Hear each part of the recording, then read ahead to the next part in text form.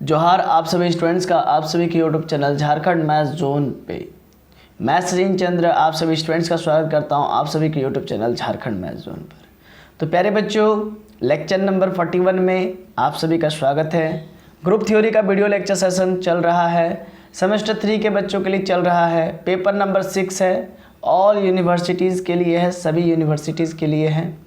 चाहे आप BBMKU से पढ़ रहे हो, चाहे आप VVU से पढ़ रहे हो, चाहे आप SKMU से पढ़ रहे हो, चाहे आप LNMU से पढ़ रहे हो, चाहे आप BHU से पढ़ रहे हो, चाहे आप दिल्ली यूनिवर्सिटी से पढ़ रहे हो, कहीं से भी आप पढ़ रहे हो, ये वीडियो आपके लिए बहुत यूज़फुल होने वाली है। तो आज के इस वीडियो लेक्चर में हम लोग representation of elements of DN देखेंगे। लेकिन इससे पहले मैं बता दूं कि ये video lectures BSc mathematics honours वालों के लिए हैं और साथ ही साथ BTech वालों के लिए है, जो किसी भी ब्रांच से BTech कर रहे हो, है ना। चाहे वो मैकेनिकल से कर रहे हो, चाहे वो सिविल से कर रहे हो, चाहे वो पेट्रोलियम से कर रहे हो, चाहे वो डीजल से कर रहे हो, या फिर किन्हीं भी स्ट्रीम से वो कर रहा है या कर रही है, तो उनके लिए ये वीडियो लेक्चर सेशन चल रहा है। और साथ ही साथ BE वालों के लिए भी है, बैचलर ऑफ इंजीनियरिंग्स वालों के लिए भी। लेकिन विशेष ध्यान जो है कि पहले की भांति BSc मैथमेटिक्स ऑनर्स वालों को ज़्यादा दिया जाएगा, ठीक है। और ऐसा नहीं कि BTech वालों को कम दिया जाएगा, है ना। उन लोगों को भी दिया जाएगा सेम, बट ये है कि उनको थोड़ा कम पढ़ना पड़ता है। तो ये पूरा लेक्चर सेशन उनके लिए नहीं है, लेकिन BSc मैथमेटिक्स ऑनर्स वालों के लिए ये पूरा वीडियो लेक्चर सेशन होने जा रहा है। तो आज लेक्चर नंबर 41 में हम लोग मूव करते हुए देखेंगे क्या कि representation of elements of DN, यानी कि मैंने आपको इससे पिछले वाले लेक्चर नंबर 40 में आपको बताया था डायहेड्रल ग्रुप्स के बारे में कि डायहेड्रल ग्रुप्स क्या होते हैं, ठीक है। तो उसके वहाँ पर उस पर डिटेल चर्चा किया था मैंने कि डायहेड्रल ग्रुप में जो है कि रोटेशंस होती है, रोटेशन सिमेट्रीज होती है, फिर रिफ्लेक्शन सिमेट्रीज होती है, ये वगैरह वगैरह टाइप पर हम लोग बात किए थे। तो आज के इस वीडियो लेक्चर में मैं आपको बताऊँगा कि जैसे पिछले वीडियो लेक्चर में मैंने आपको D4 ग्रुप के बारे में बताया था, D6 ग्रुप के बारे में बताया था, और आज के इस वीडियो लेक्चर में मैं आपको बताऊंगा DN डायहेड्रल ग्रुप के बारे में, DN डायहेड्रल ग्रुप के बारे में। तो देखिए DN डायहेड्रल ग्रुप में क्या क्या रहता है, एक कितना एलिमेंट्स रहता है ये हम लोग देखेंगे। DN डायहेड्रल ग्रुप में कितने एलिमेंट्स रहते हैं वो हम लोग देखेंगे। जैसे कि अगर मैं D4 डायहेड्रल ग्रुप का बात करूँ तो उसमें 8 एलिमेंट रहते हैं। D6 डायहेड्रल ग्रुप का बात करूँ तो उसमें 12 एलिमेंट रहते हैं। अगर D8 डायहेड्रल ग्रुप का बात करूँ तो उसमें 16 एलिमेंट रहेंगे, है ना, रहेंगे। तो इस प्रकार से मैंने आपको बताया था कि उसका दुगना हमेशा मिलता है, डायहेड्रल ग्रुप का हमेशा दुगना उसके अंदर एलिमेंट रहता है। अब ठीक इसी प्रकार से अगर मैं DN ग्रुप का बात करूँ, जैसे कि सिंपली एक एग्जाम्पल मैं आपको दे देता हूँ जिससे पहले। और D4 ग्रुप, हाँ D4 ग्रुप अगर लेक्चर नंबर 40 आपने लिखा होगा तो पहले आप D4 ग्रुप में देखिए क्या है। A है, A स्क्वायर है जिसको E के बराबर मैंने लिखा था, और E को B4 के बराबर लिखा था, B⁴ के बराबर लिखा था। और फिर नीचे उसके नीचे लाइन में था AB स्क्वायर ABQ, और उसके नीचे लाइन में था B स्क्वायर BQ। तो यहाँ पर आप ध्यान ये दीजिएगा कि अगर 4 है, D4 है, तो B में क्या था, 4 - 1 यानी कि 3 था। अगर DN होता तो B में क्या होता, N - 1, समझ रहे हैं ना। अब देखिए अगर आपने लिखा होगा लेक्चर 40 तो आप देखिए D6 को, देखिए D6 में आप देखेंगे कि B कहाँ तक गया है, तो B2 B3 B4 B5 को मैं लिख सकता हूँ 6 - 1। तो कुल मिला के आपको एक यहाँ पर कुछ आपको महसूस हो रहा है कि हाँ ऐसा है तो ऐसा हो रहा है। तो यानी कि अगर N D6 की जगह पर अगर DN रहता तो फिर B⁴ क्या होता, N - 1 होता है, समझ रहे हैं। तो चलिए उसी चीज़ को मैं यहाँ पर डील कर रहा हूँ बहुत ही डिटेल से, तो आपको समझ में आ जाएगी बातों को। देखिए क्या पिछले लेक्चर वीडियो में मैंने आपको बताया था कि ये जो B का जो लेन था, ये B के लेन को मैंने इसके नीचे लिखा था। आज B के लेन को मैं ऊपर लिख रहा हूँ, और यहाँ पर जो AB स्क्वायर टाइप का एलिमेंट होता था उसको मैं नीचे लिख रहा हूँ, ठीक है। तो इससे कन्फ्यूजन नहीं होना है आपको, ठीक है। तो देखिए सबसे पहली बात है कि A और A स्क्वायर तो रहेगा, किसी भी जो है कि डायहेड्रल ग्रुप में A और A स्क्वायर तो जरूर मिलेगा, कन्फर्म है, कन्फर्म रहिए इसके लिए, ठीक है। और इसके बाद फिर क्या है कि आपको b मिलेगा, b स्क्वायर मिलेगा, b क्यूब मिलेगा, dot dot dot dot dot dot dot dot करते हुए आपको b to the power n minus 1 मिलेगा। क्यों? क्योंकि अगर dn ग्रुप है, dn डायहेड्रल ग्रुप है तो b to the power n minus 1 मिलेगा एलिमेंट।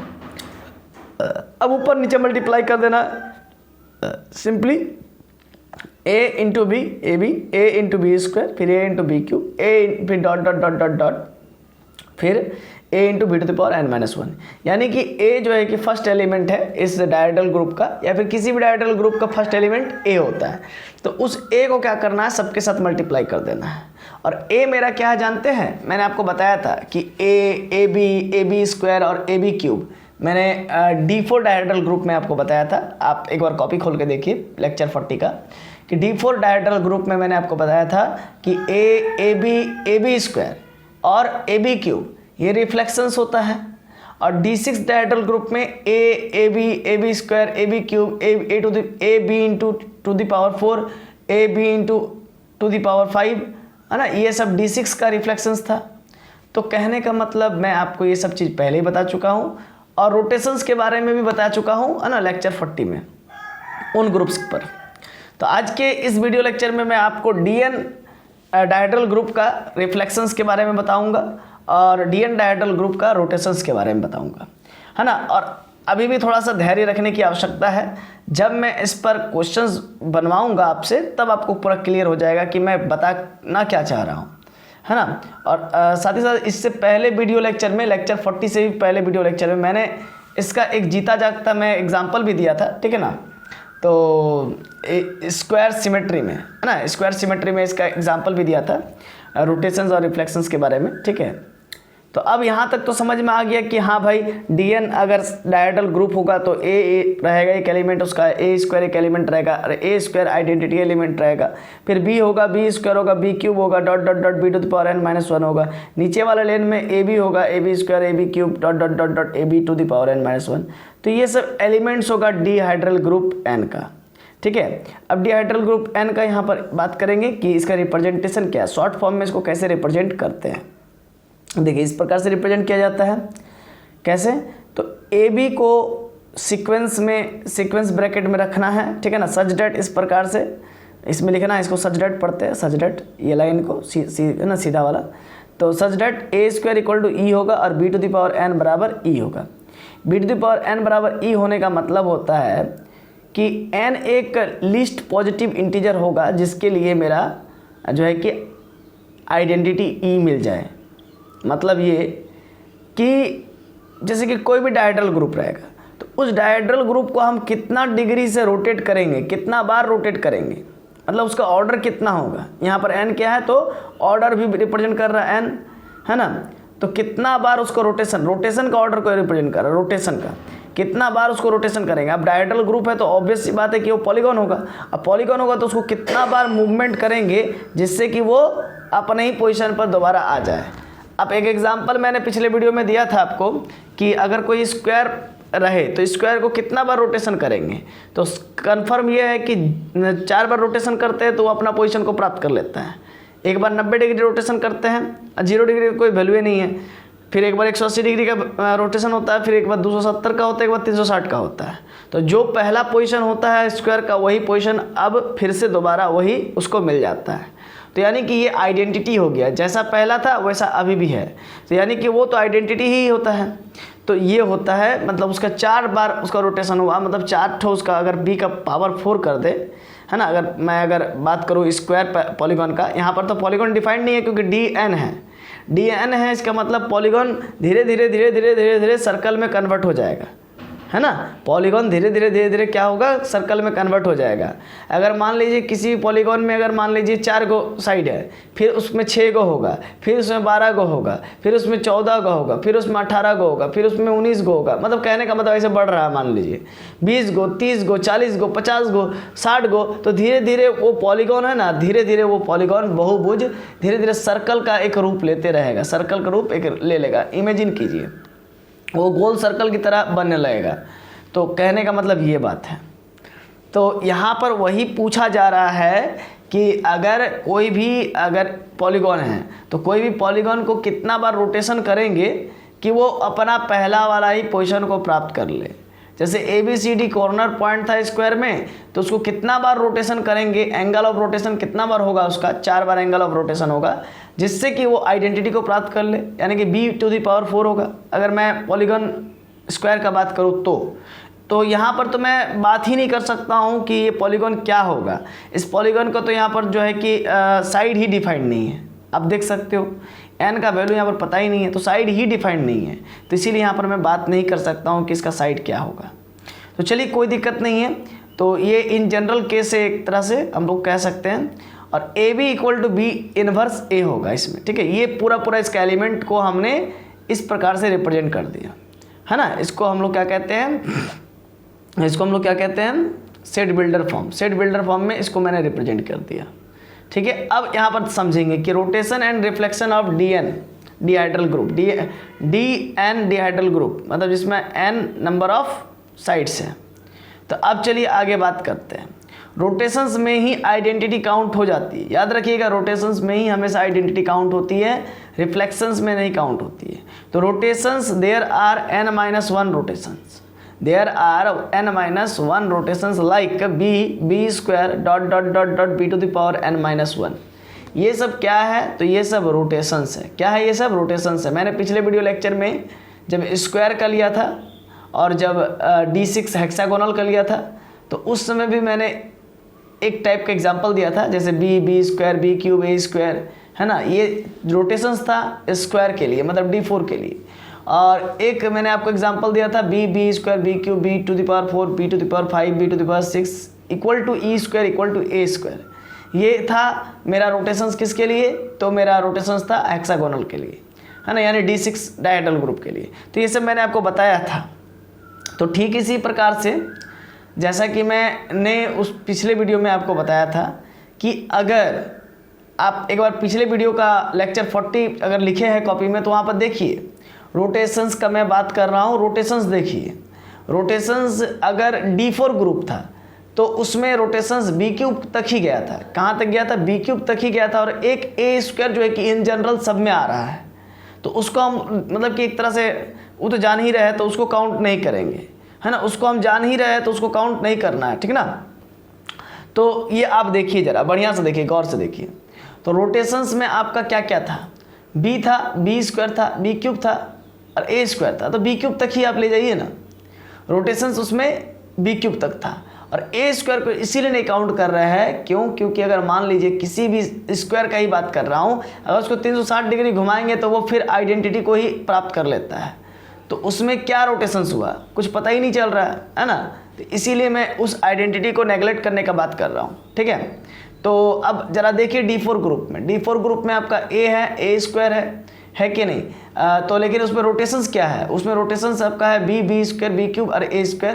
मैंने लिखवाया था आपको, ये सब जो है कि रोटेशंस है ना। तो ठीक इसी प्रकार से वहाँ पर B³ तक था। अगर D4 ग्रुप था तो B³ तक था रोटेशंस। तो इसी प्रकार से अगर इसमें अगर मान लीजिए N ग्रुप था, N ग्रुप है ना, N ग्रुप है ना, तो N ग्रुप है तो इसीलिए n-1 रोटेशंस होगा, B⁵ B.Bn-1।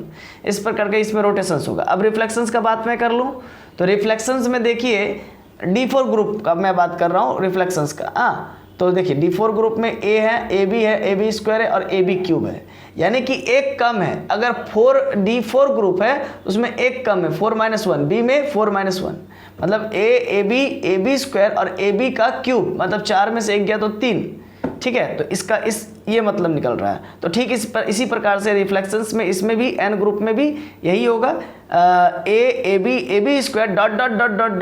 पता नहीं कहाँ तक जाएगा, फिर A × B⁴n-1, मतलब उसमें से n-1 होगा। मतलब अगर N डिहाइड्रल ग्रुप है तो उसमें n-1 घटा दीजिए तो वो उसका रिफ्लेक्शंस होगा, नंबर ऑफ रिफ्लेक्शंस। जैसे आपको D4 डायहेड्रल ग्रुप में मेरा नंबर ऑफ रिफ्लेक्शंस कितना थी, तो मेरा जो है कि 3 था, है ना। A था, AB था और AB² था और AB³ था, मतलब एक कम था, ठीक है। AB के साथ जो मल्टीप्लाइड होगा B, उसमें पावर में एक कम था। अगर 4 था तो 3 होगा, मतलब 4-1। अगर N होगा डिहाइड्रल ग्रुप का नंबर, डिहाइड्रल ग्रुप DN होगा, तो उसमें n-1 होगा। B में पावर क्या हो जाएगा, 1 घट जाएगा, n-1 तक जाएगा। अब आगे देखिए, एक एग्जांपल मैं बताता हूँ, analyse rotation and reflection in D4 group. अब हम लोग एनालाइज करने वाले हैं, क्या करने वाले हैं, एनालाइज करने वाले, बहुत बढ़िया से इस पर नज़र डालेंगे, समझेंगे कि रोटेशंस और रिफ्लेक्शंस D4 ग्रुप का क्या होता है। D4 ग्रुप का मैं बात कर रहा हूँ क्योंकि DN ग्रुप का बात करना पॉसिबल नहीं है, संभव नहीं है, आप भी जान रहे हैं, क्योंकि उसका कुछ भी चीज़ डिफाइंड ही नहीं है। D4 ग्रुप में पता चलेगा हाँ एक स्क्वायर है, बट DN ग्रुप में पता ही नहीं चलेगा कि क्या है। वो तो घूमते घूमते घूमते घूमते बहुत सारा उसमें भुजा आते आते, साइड्स आते आते आते आते आते आते एक समय वो सर्कल बन जाएगा, तो इसीलिए उसमें बात ही नहीं हम कर पाएंगे, है कि नहीं। तो D4 ग्रुप का मैं बात कर रहा हूँ, तो A स्क्वायर E के बराबर होगा, B square B cube, AB square AB cube. अब इसमें एंगल ऑफ रोटेशन क्या होगा इन D4 ग्रुप में, तो देखिए बात को समझिएगा। कोई भी अगर पॉलीगन मूव करता है तो अबाउट 360 डिग्री वो मूव करता है कि नहीं, 360 डिग्री ही मूव करता है। अब 360 डिग्री मैं अगर बात करूँ सर्कल का, तो सर्कल 360 डिग्री में मूव करता है। कोई भी पॉलीगन, तो पॉलीगन भी तो एक प्रकार के स्पेशल केस है सर्कल का।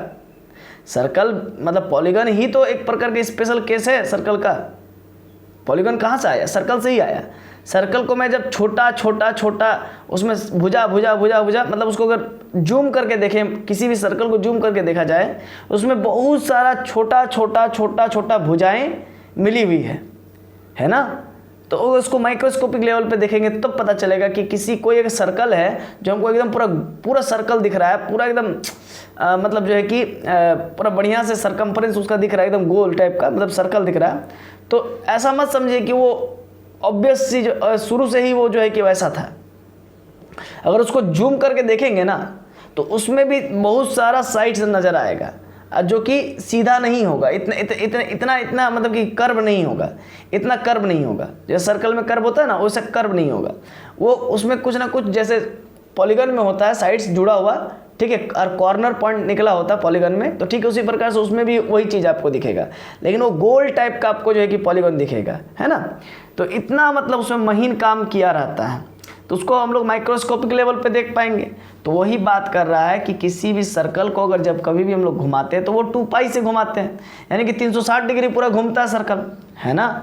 एक बार में तो वो 360 डिग्री घूमेगा, ऑब्वियस सी बात है ना, क्योंकि उसमें कोई मतलब कि ब्रेक नहीं दिख रहा है, कोई मतलब कि कॉर्नर पॉइंट्स नहीं दिख रहा है। तो मैं कैसे कहूँगा कि हाँ ये इतना घुमा है, ये इतना घुमा है। जैसे कोई भी अगर मान लीजिए स्क्वायर को घुमाते हैं तो हम लोग उसको 90 डिग्री घुमा सकते हैं, क्योंकि उसका कॉर्नर पॉइंट से हम लोग सेंटर में उसका जो है कि डायगोनल का एक डायगोनल में हम लोग एक सेंटर डाल देंगे, अब बोलेंगे कि हाँ भाई ये 90 डिग्री घूम गया। तो ये हम लोग वहाँ पर क्या कर सकते हैं, फाइंड आउट कर सकते हैं, बता सकते हैं चीज़ों को।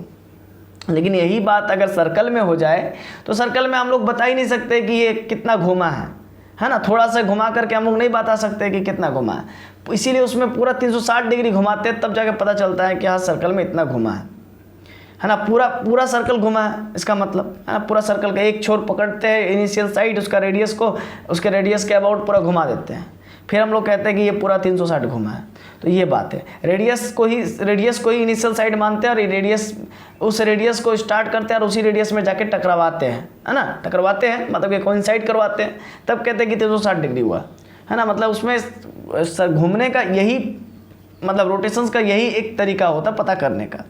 लेकिन यही अगर बात करूँ मैं किसी पॉलीगन का, तो पॉलीगन में कुछ अलग हो जाता है। पॉलीगन में 2 पाई तो होगा ही होगा, कन्फर्म है कि कोई भी पॉलीगन रहे या कोई भी कुछ रहे तो वो पूरा घूमेगा तो एक सर्कल बनेगा ही बनेगा, उसके सेंटर पर सर्कल बनेगा ही। किसी भी स्क्वायर को भी अगर आप घुमाते हैं तो उसके सेंटर पर सर्कल जरूर बनता है, कन्फर्म है। तो अब ये है कि जब किसी भी स्क्वायर को हम घुमा रहे हैं, तो 360 डिग्री को तो हासिल करेगा, कन्फर्म है। लेकिन अब हम पता करेंगे कि उसमें नंबर ऑफ साइड्स कितना है, तो नंबर ऑफ साइड्स 4 है। जब नंबर ऑफ साइड्स 4 है तो 4 नीचे रख देंगे, 2π/4 हो जाएगा, और 2 से 4 कटेगा 2 बार में, तो मतलब π/2 आ गया। यानी कि किसी भी स्क्वायर का एंगल ऑफ रोटेशन कितना हो गया, π/2, मतलब 90 डिग्री से वो रोटेशन करेगा। मतलब पहला इंटरवल में वो 90 डिग्री क्रॉस करेगा, फिर दूसरा इंटरवल में फिर 90 डिग्री क्रॉस करेगा, और फिर तीसरा इंटरवल में फिर 90 डिग्री क्रॉस करेगा, चौथा इंटरवल में फिर 90 डिग्री क्रॉस करेगा, और इस प्रकार से वो 360 डिग्री पूरा कंप्लीट करेगा और अपने फिर इनिशियल पोजीशन को हासिल करेगा। ये पूरा मैं बताया स्क्वायर के बारे में। तो angle of rotation in D4 मतलब कि स्क्वायर में क्या होगा, 2π/4 होगा, मतलब 2π/4 होगा। यानी अगर n dn ग्रुप रहे, dn डिहाइड्रल ग्रुप रहे, तो उस समय 2π/n होगा, है ना, ये तो बात था। तो D4 ग्रुप में क्या होगा, 2π/4 होगा। अब इतना क्लियर हो गया, यानी कि 90 डिग्री हुआ। अब ये जो जीरो दिख रहा है, सर्कल दिख रहा है, इसको मैं रिफ्लेक्शन में बता रहा हूँ कि ए बी स्क्वायर और ए बी का क्यूब, ये रिफ्लेक्शंस को रिप्रेजेंट कर रहा है। और rest are like as A square जो कि आइडेंटिटी को रिप्रेजेंट कर रहा है, बी स्क्वायर और B cube, all are rotation symmetry. और ये सबको रोटेशन सिमेट्री कह दिए। और रिफ्लेक्शंस कौन कौन हो गया, तो ये जो सर्कल से घेरा हुआ ये सब रिफ्लेक्शंस हो गया। ठीक है, अब आगे देखिए, show angle of rotation in D4 dihedral group. तो D4 डायहेड्रल ग्रुप में एंगल ऑफ रोटेशन कितना होगा, तो 360/4 होगा, है ना, क्योंकि टोटल तो 360 घूमेगा, तो कोई भी पॉलीगन को घुमाइएगा तो वो तो 360 कवर करेगा ही कवर करेगा, कन्फर्म है। मतलब उसके सेंटर पर सर्कल बनेगा ही बनेगा। अब चूंकि साइड्स 4 है, तो 4 से डिवाइड देंगे तो पता चला कि हाँ भाई ये 90 डिग्री से मूव करेगा। अब आगे देखिए, D4 डिहाइड्रल ग्रुप पर मैं बात कर रहा हूं, तो इसका मतलब ये एक स्क्वायर है। और D3 पर अगर मैं बात करूं तो ये एक ट्राइंगल है। तो ट्राइंगल कितना से रोटेशन करेगा, तो इसको पता करने का बहुत ही आसान और सरल तरीका ये है कि आप 360/3 से डिवाइड कर दीजिए। तो जैसे ही 360/3 से डिवाइड कीजिएगा तो आपका कितना आ जाएगा, 120, है ना, 120 डिग्री से ये मूव करेगा। कहने का मतलब समझ रहे हैं ना, एक एक एंगल 120 मूव करेगा, तभी जा कर के ये फिर अपने जो है कि कह सकते हैं ट्रायंगल को ये हासिल करेगा। ये हुआ। तो D4 डिहाइड्रल ग्रुप पर मैं बात कर रहा हूँ। तो D4 डिहाइड्रल ग्रुप पे अगर मैं स्टार्ट करूँ बात करना, तो मैं सबसे पहले रोटेशंस पर बात करना चाहूँगा। और रोटेशंस कैसा होगा ज़रा देखिए, तो एंटी क्लॉकवाइज डायरेक्शन में रोटेशंस होना चाहिए। पहले ही मैंने बात कर लिया कि एंटी क्लॉकवाइज डायरेक्शन में रोटेशंस होना चाहिए। रोटेशंस कैसा होना चाहिए, तो एंटी क्लॉकवाइज डायरेक्शन में। ठीक है, अब ज़रा देखिए आगे। पहला ABCD एक इनिशियल पोजीशन वाला ये है आपका इनिशियल पोजीशन का स्क्वायर है, 1 नंबर। अब इसको 0 डिग्री से मैं रोटेशन करूंगा तो ये वैसे ही रहेगा, जैसा है वैसा ही रहेगा। ABCD 0 डिग्री से रोटेशन का मतलब ये हुआ कि उसमें रोटेशन करना ही नहीं है। दिस इज आइडेंटिटी, यही तो आइडेंटिटी है। अब आगे देखिए, ये ABCD का मेरा जो है कि इनिशियल पोजीशन है 2 नंबर में। अब इसमें मैं 90 डिग्री से मूवमेंट करता हूँ, 90 डिग्री से 90 डिग्री से। तो यहाँ पर आपको दिख रहा है एक डायगोनल दिख रहा है, ये डायगोनल दिख रहा है। देखिए AC डायगोनल दिख रहा है और D एक पोजीशन दिख रहा है जहाँ पर A और D के बीच में 90 डिग्री बनता हुआ नजर आ रहा है। अब मैं क्या कर रहा हूँ कि इसको 90 डिग्री से रोटेशन करता हूँ। 90 डिग्री से जैसे रोटेशन करूँगा तो जो D का पोजीशन है वो मेरा A ले लेगा और जो मेरा C का पोजीशन है वो मेरा D ले लेगा।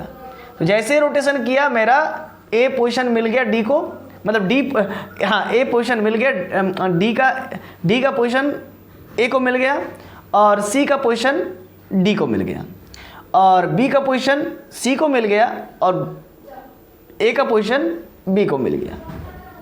इस प्रकार से ये हुआ इतना, और इसको मैंने नाम दे दिया B। ठीक है, इसको मैंने क्या नाम दे दिया, B नाम दे दिया। तो अब इतना क्लियर है। इसके बाद मेरा है A B C D, ठीक है, और A B C D है और इसमें फिर आपका देखिए इसको 180 डिग्री से रोटेशन करना है, इसको पूरा 180 डिग्री से रोटेशन करना है। तो जैसा कि आप देख रहे हैं कि 90 डिग्री से रोटेशन होने के बाद ये मेरा ऐसा पोजीशन को ये प्राप्त किया। दूसरा नंबर में मैंने आपको बताया। अब तीसरा नंबर में मैं आपको बता रहा हूँ, जैसे A B C और D है तो इसमें हम 180 डिग्री का रोटेशन करेंगे। जैसे ही 180 डिग्री का रोटेशन करेंगे तो आप इनिशियल पोजीशन को देखिए, A B C D का पोजीशन, कॉर्नर पॉइंट्स के पोजीशन को देखिए। अब मेरे को क्या करना है, 2 बार 90 डिग्री को क्रॉस करते हुए रोटेशन करना है। 180 का मतलब यही हुआ। अब जहाँ पर D है मेरा कॉर्नर पॉइंट पर, अब वो D पॉइंट पर मेरा A आ जाएगा। पहला बात 90 डिग्री का रोटेशन, क्योंकि 180 डिग्री करना है, और फिर ये A पोजीशन C पोजीशन पर मूव कर जाएगा, है ना। तो ये पूरा 180 डिग्री का रोटेशन हुआ। और C position, C point B पर पहले जाएगा 90 डिग्री का रोटेशन के बाद, और फिर 90 डिग्री का रोटेशन होगा तो वो A पोजीशन पर जाएगा, ठीक है। अब D वाला जो कॉर्नर पॉइंट है वो C पर जाएगा, और C पे जाने के बाद फिर वो जो है कि B पर जाएगा, मतलब D। तो इस प्रकार से इसको मैंने B स्क्वायर कहा। B स्क्वायर इसीलिए कहा क्योंकि एक बार जब मैंने रोटेशन किया तो 90, जब 2 बार रोटेशन किया तो B स्क्वायर हुआ। तो ये 3 हुआ। इसके बाद फिर चौथा भी है और 5वां भी है। तो चौथा में क्या है कि ABCD का है, तो ABCD में 3 बार 90 रोटेशन करूँगा। तो A वाला D में आएगा पहली बात, फिर D में आने के बाद C पर आएगा, 180 हुआ, 90 90 180। अब 180 के बाद फिर 270 होता है 90, तो C के बाद C पर आने के बाद फिर B पर जाएगा। तो यानी A का पोजीशन अब देखिए B के पास B पोजीशन पर आ गया। अब D वाला को मैं पकड़ता हूँ। D वाला पहले तो C पे जाएगा, 90 डिग्री का रोटेशन हुआ, और फिर C वाला पोजीशन के बाद वो B वाले पोजीशन पर जाएगा मेरा D, ठीक है। तो वो 180 डिग्री का रोटेशन हुआ, और फिर B वाले पोजीशन के बाद वो फिर A वाले पोजीशन पर जाएगा, तो फिर और 90 डिग्री का रोटेशन हुआ। तो कुल मिलाकर के कितना हो गया, 270 डिग्री का रोटेशन हो गया। तो इसी का मैं नाम दे रहा हूँ BQ। तो इस प्रकार से रोटेशंस हो रही है। अब 360 डिग्री को जो है कि हम लोग इसको इंक्लूड नहीं करते हैं, क्यों? क्योंकि ये बेचारा अपने इनिशियल पोजीशन को ही प्राप्त कर लेता है। ज़रा देखिए कैसे, A को रोटेशन किया 90 डिग्री से तो D पे गया, ठीक है। फिर A को रोटेशन किया 90 डिग्री से तो C पर गया, यानी कि 180, और फिर A को रोटेशन किया 90 डिग्री से तो फिर B पर गया 270, फिर A को रोटेशन किया 90 डिग्री से तो फिर A पर आ गया। मतलब ये कि जहाँ से बेचारा स्टार्ट हुआ वहीं पर जाकर के स्टफ हो गया। तो ये मैंने आपको बताया कि 360 डिग्री का रोटेशन में वही चीज़ आ जाता है जो 0 डिग्री का रोटेशन में रहता है ना। इसीलिए मैंने इसका नाम अलग से दे दिया A स्क्वायर आइडेंटिटी, है ना। This is also A square equal to E which is known as identity. अब मैं आपको बताऊंगा रिफ्लेक्शंस के बारे में, ठीक है। रिफ्लेक्शंस के बारे में बताऊंगा। तो ये लेक्चर नंबर 41 में मैंने आपको इतना बताया ग्रुप थ्योरी में। चूंकि मैं इसी लेक्चर में कवर कर देता रिफ्लेक्शंस को, बट एक स्टूडेंट आ चुका है पढ़ने के लिए, ठीक है ना। तो मुझे नहीं मालूम था जो है कि आने वाला है बेचारा, ठीक है। भूल जाता हूँ मैं, ठीक है। तो चलिए कोई दिक्कत नहीं है। अब रिफ्लेक्शंस का जो मैं बात करूंगा वो लेक्चर नंबर 42 में बात करूंगा, ठीक है। और तब तक के लिए आप लोग को भी समय मिल गया इसको बढ़िया से एनालाइज करने का। ये रोटेशंस पर आप बढ़िया से काम कीजिए, ठीक है। और रेस्ट ऑफ जो भी रिफ्लेक्शंस बचा है आपका, horizontal reflection, vertical reflection, diagonally, clockwise reflection, diagonally anti clockwise reflection, तो इसको मैं बताऊंगा, ठीक है। तो चिंता मत कीजिए ये सब, ठीक है। और बाकी बात आपको जो है कि इसका नोट्स जो है कि, है ना, मिल जाएगा डिस्क्रिप्शन बॉक्स में। डिस्क्रिप्शन बॉक्स में आप जाइएगा तो वहाँ पर नोट्स लिंक लिखा होगा, वहाँ से आप जो है कि मेरे गूगल ड्राइव पे सीधा मूव कीजिएगा। वहाँ से आप रिक्वेस्ट मुझे सेंड कीजिएगा, मैं यहाँ पर उसको जो है कि परमिट कर दूँगा, फिर आप देख पाओगे, ठीक है ना। और अगर कहीं भी प्रॉब्लम होगा तो आप हमें डायरेक्ट कांटेक्ट कर सकते हैं। मोबाइल नंबर तो नीचे में दिया रहता है डिस्क्रिप्शन बॉक्स में, और साथ ही साथ मेन बॉक्स में भी दिया रहता है, तो वहाँ से भी आप डायरेक्ट कांटेक्ट कर सकते हैं। ओके, धन्यवाद, जोहार, बहुत बहुत आप लोग का आभार कि आपने अपना बहुमूल्य समय दे करके वीडियो लेक्चर को अटेंड किया और पढ़ाई पर जो है कि बल दीजिए, है ना। आने वाले भविष्य में मुझे विश्वास है कि आप लोग बढ़िया करेंगे, ठीक है। पढ़ते रहिए, खुश रहिए, आबाद रहिए। धन्यवाद।